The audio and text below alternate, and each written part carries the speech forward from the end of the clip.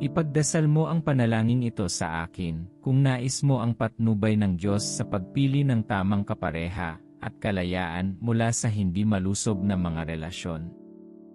Ama sa langit, nagpapasalamat ako sa iyong pagmamahal at sa pangako ng isang kapareha na inihanda sa iyong perpektong plano. Panginoon, ingatan mo ang aking puso sa mga maling pagpili. Putulin ang bawat hindi malusob na kalakip at bigyan ako ng pag-unawa upang makita kung ang isang relasyon ay hindi mula sa iyo. Tulungan mo akong parangalan ka ng higit sa aking mga hangarin, lumakad sa kadalisayan, at manindigan sa makadiyos na mga pagpapahalaga.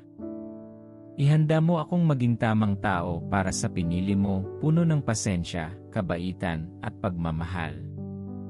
Ipinapahayag ko ang kalayaan mula sa mga nakakalason na relasyon, at natatanggap ko ang kagalakan ng isang makadiyos na pagsasama.